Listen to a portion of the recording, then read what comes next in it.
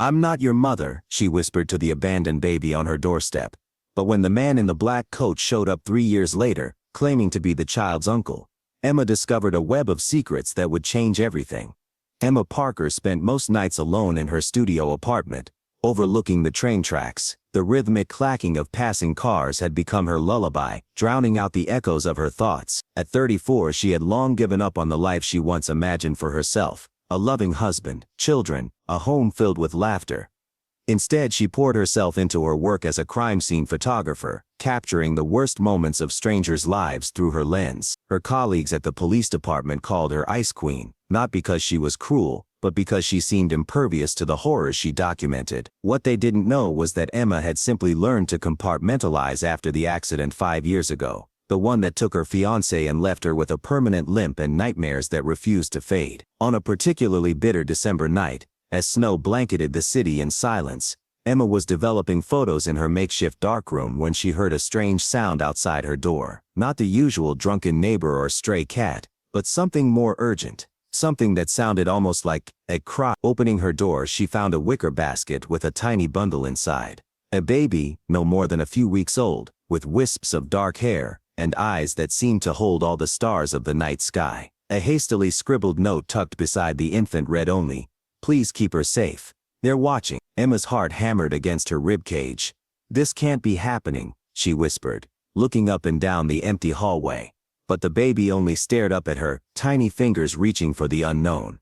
In that moment, Emma made a decision that defied all logic. Instead of calling the police, the very people she worked with daily, she brought the basket inside and closed the door.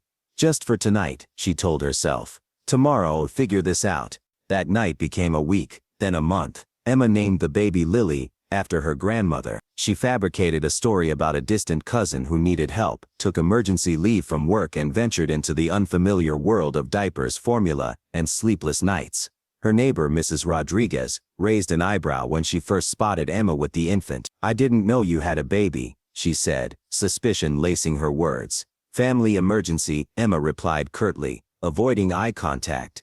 "A single woman with no experience raising a child. The poor thing will be neglected," Mrs. Rodriguez muttered just loud enough for Emma to hear. Those words stung, but they weren't entirely wrong.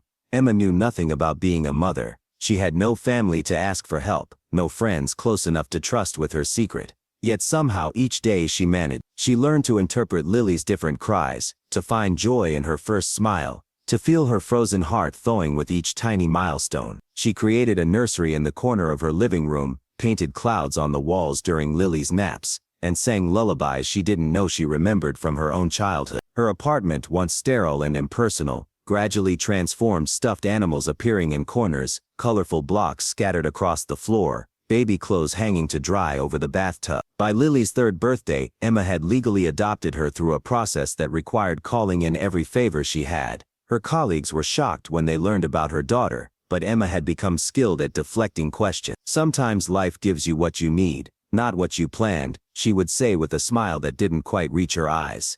On a rainy Tuesday in October, Emma was walking home from Lily's daycare, the little girl skipping beside her, jumping in puddles with delighted squeals. As they approached their apartment building, Emma noticed a black sedan parked across the street, its windows tinted. A chill that had nothing to do with the autumn air ran down her spine. "Let's hurry inside, sweetie," she said, tightening her grip on Lily's small hand. That night, after tucking Lily into bed, Emma noticed the same car still parked outside. She double-checked the locks, placed a kitchen knife under her pillow, and sat by the window watching. Hours passed.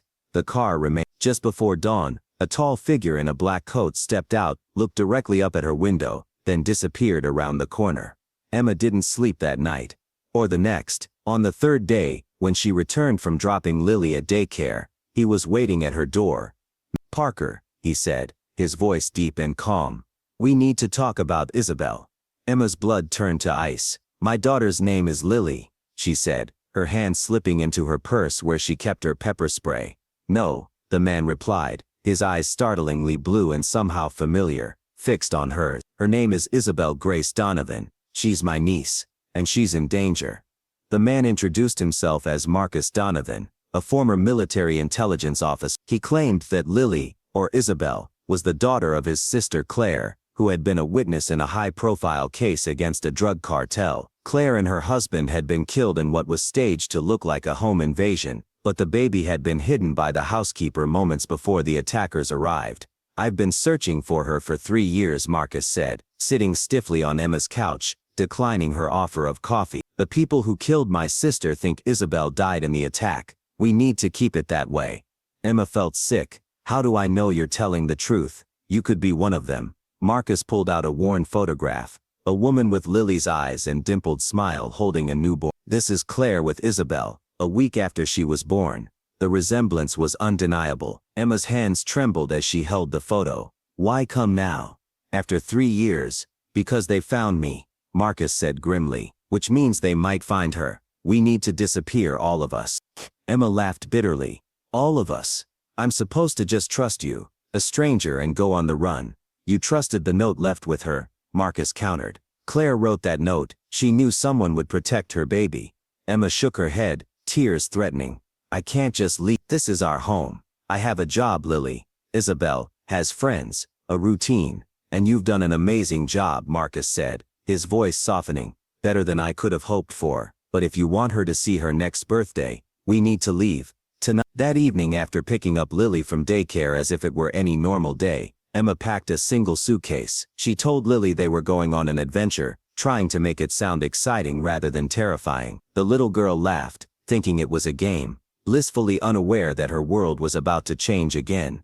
They met Marcus at the train station just before midnight. Emma had left resignation letters for her job, a note for her landlord, and had withdrawn what little savings she had. As they boarded the night train heading west, Lily sleeping soundly against Emma's shoulder, she caught Marcus watching them with an expression she couldn't quite read. "What?" she asked defensively. "You're nothing like I imagined," he said quietly. "When I found out someone had taken her, I thought that I was some kind of kidnapper." Emma finished for him. Marcus nodded slightly. "Instead, you're her hero." Emma looked down at the sleeping child. "No," she whispered. "She's mine." The first few weeks on the run were the hardest. They moved from one small town to another, staying in nondescript motels and rental cabins. Marcus was always vigilant, checking perimeters, scanning faces and crowds, sleeping with his gun within reach. Emma found his paranoia simultaneously assuring and terrifying. Lily, they continued to call her Lily to avoid confusion, adjusted with the resilience of children, finding adventure in each new place. But at night, she would sometimes wake crying, asking for her real home. In those moments, Emma would hold her close, feeling as though her heart might shatter. One night, in a cabin deep in the mountains, Lily finally asked the question Emma had been dreading. "Is Marcus my daddy?" Emma glanced at Marcus, who was cleaning his gun at the kitchen table. He froze, eyes meeting Emma's. "No, sweetheart," Emma said carefully. "Marcus is your uncle. Your mommy was his sister." "Where is my mommy?" Lily asked, her small face serious. Marcus set down his gun and moved to kneel beside Lily. "Your mommy and daddy had to go to heaven when you were very small," he said, his voice rough with emotion. "But they loved you very much. So much that they made sure Emma would find you and take care of you. And you found us," Lily said, touching his stubbled cheek with curious fingers. "Yes," Marcus agreed. "I found you." That night, after Lily was asleep, Emma found Marcus sitting on the porch steps staring at the stars. She sat beside him, offering a mug of coffee. "You're good with her," she said. Marcus accepted the mug but didn't drink. "Claire was pregnant when I was deployed. By the time I came back, she was in hiding. I never even met Isabel." His voice broke slightly. "I promised Claire I'd protect them, but I was halfway around the world when they needed me." Without thinking, Emma placed her hand over him. "You're here now." He looked at her, then really looked at her, and Emma felt something shift between them. A recognition, perhaps, of shared pain and purpose. As weeks turned to months, they settled in a remote coastal town. Using new identities provided by Marcus's former contacts, they became the Sullivan family. Mark and Emma, with their daughter Lily. They rented a small house with a view of the ocean, and Emma found work at the local newspaper, using her photography skills in a less harrowing context. Marcus took a job as a security consultant, mostly working remotely. To the outside world, they appeared to be a normal, happy family. But behind closed doors, they remained vigilant. Marcus installed security systems, mapped escape routes, and taught Emma how to use a gun, something she had resisted at first but eventually accepted as necessary. What neither of them had planned for was how easily they fell into a family rhythm. Marcus teaching Lily to ride a bike, Emma helping with bath time, all three of them having dinner together each night. At some point, the pretense began to feel like reality. One evening, after Lily was asleep, Emma found Marcus looking through a photo album she had begun keeping. Pictures of Lily at the beach, building sandcastles, flying a kite with Marcus. "Sometimes I forget why we're here," he admitted, his voice low. "What we're running from." Emma sat beside him on the couch. "Is that so bad?" "It's dangerous," he said, but didn't move away when her shoulder brushed his. "Life is dangerous," Emma replied. "Even before all this, I was just existing, not living. Now," she gestured to the photos. "Now there's so much more." Marcus looked at her, his expression intense. "You've given her everything I couldn't." "We both have," Emma said softly. That night, when Marcus kissed her for the first time, it felt both unexpected and inevitable. Their newfound happiness lasted exactly 8 months and 12 days. Emma would later remember that day in perfect detail, how the morning sun had cast golden light across the kitchen as they ate breakfast, how Lily had worn her favorite blue dress to school, how Marcus had kissed them both goodbye before heading to a rare in-person meeting 2 towns over. By afternoon, their world had imploded. Emma was in the dark room she had set up in their basement when she heard the front door open. Thinking Marcus had returned early, she called out his name. When no response came, she felt a familiar chill of dread. Silently climbing the stairs, she reached for the gun Marcus insisted she keep in a lockbox near the dark room. The house was quiet, too quiet. Then she heard Lily's voice from the kitchen. "I like your necklace. It looks like a snake." Emma moved swiftly, her heart pounding. In the kitchen doorway she froze. A woman with platinum blonde hair stood near Lily, who had apparently just returned from school. The woman wore an expensive suit and a necklace shaped like a serpent. Her smile didn't reach her cold eyes. You must be the surrogate mommy," the woman said, her accent faintly Eastern European.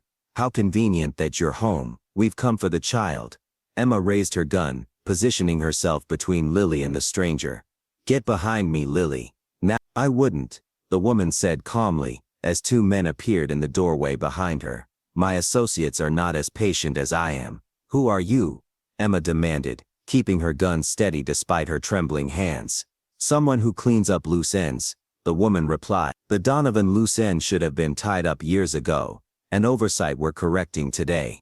In that moment, Emma made a split-second decision. She fired a shot at the light fixture above them, plunging the kitchen into relative darkness as glass shattered. Grabbing Lily, she bolted for the back door, activating the panic alarm Marcus had installed as they ran. They made it to the shed at the bottom of the garden before the first bullet splintered wood near Emma's head. Pushing Lily into the crawl space beneath the shed, a hiding spot Marcus had prepared, Emma whispered urgently, "Stay quiet. Don't come out until Marcus or I come for you." Lily's eyes were wide with terror. "Mommy, please, I love you," Emma said fiercely. "Remember that, always." She closed the hatch and turned to face their pursuers, gun raised. The woman and her associates approached slowly, spreading out to surround her. "Where is the child?" the blonde woman asked. "Gone," Emma said. "Far from here." The woman sighed. "This could be painless. We only want the child. She might have seen something that night, or her mother might have told her something. Children remember the strangest details." "She was an infant," Emma spat. "She remembers nothing." "Perhaps. But my employer doesn't take chances." The woman nodded to one of her men. "Search the property." Emma knew she couldn't take all 3 of them, but she only needed to buy time. Marcus would have received the alert on his phone. He would come. She just had to hold out. When the man moved toward the shed, Emma fired, catching him in the shoulder. The second man charged her, and they struggled for the gun. Emma fought with a ferocity she didn't know she possessed. But he overpowered her, striking her head against the shed wall. Stars exploded behind her eyes as the gun clattered from her grasp. Through her dazed vision she saw the woman picking up her gun, examining it almost curiously before pointing it at Emma's chest. "Where is the child?" she repeated. Emma tasted blood from her split lip. "I'll die before I tell you." The woman's smile was chilling. "That can be arranged." The gunshot that followed didn't come from Emma's weapon, but from the tree line behind them. The woman jerked backward, red blooming across her light-colored suit, and crumpled to the ground. Marcus emerged from the trees, firing methodically at the remaining men. His face, usually so controlled, was contorted with rage and fear. When it was over, he rushed to Emma, gathering her in his arms with shaking hands. "Lily?" he asked hoarsely. "Safe," Emma managed, gesturing weakly toward the shed hiding place. As Marcus retrieved a sobbing Lily from the crawl space, Emma felt darkness closing in. The last thing she heard was Marcus's voice, somehow both fierce and broken, saying, "Stay with me, Emma. We need you. I need you." Emma woke in a hospital room 3 days later. Marcus was asleep in a chair beside her bed, his hand clutching hers even in sleep. Lily was curled against his side, also sleeping. Both looked haggard, as though they hadn't rested properly in days. When she stirred, Marcus woke instantly, his eyes focusing on her face with an intensity that took her breath away. "You're back," he whispered, relief washing over his features. "Are we safe?" Emma asked, her voice raspy. Marcus nodded slowly. "It's over." The woman was Katerina Volkov, right hand to the cartel leader who ordered the hit on Claire and David. "She won't be bothering anyone again. My former agency has rounded up the rest of their network. The threat is neutralized. So we're free." Emma could hardly believe it. "Free to go wherever we want," Marcus confirmed. "To be whoever we want." Lily stirred then, her eyes widening when she saw Emma wake. "Mommy," she cried, scrambling across the bed to hug Emma gently, mindful of her injuries. As Emma held her daughter, for that's what Lily truly was, regardless of blood, she looked at Marcus over the child's head. "I want to be this," she said simply. "Us. A family." Marcus's eyes glistened. "That's all I want too." 2 years later, they stood on the porch of their new home, far from the coast, in a quiet Midwestern town where no one knew their history. Emma, now recovered from her injuries, watched as Marcus taught Lily to throw a baseball in their front yard. Her camera sat unused beside her, the moment too perfect to view through a lens. They had married in a simple ceremony 6 months after the attack, with Lily as their only attendant. Emma had taken on freelance photography work, specializing in family portraits, capturing moments of joy rather than tragedy. Marcus had started a security consulting business, using his skills to protect rather than to fight. They still had precautions, old habits died hard, but they no longer lived in fear. Lily, now 7, was thriving in school, her nightmares gradually fading. She still called Emma mommy, and had started calling Marcus dad without prompting. Neither adult had corrected her. On Lily's birthday each year they lit a candle for Claire and David, telling Lily stories about her birth parents, keeping their memory alive. Marcus had given Lily a locket containing the picture of her with her mother, which she wore on special occasions. That evening, as they sat on the porch swing after putting Lily to bed, Emma rested her head on Marcus's shoulder. "Do you ever think about how differently things could have turned out?" she asked. "If you hadn't found us, or if I had called the police that night instead of keeping her?" Marcus wrapped his arm around her shoulders. "Sometimes, but then I look at what we have now, and I can't imagine any other path."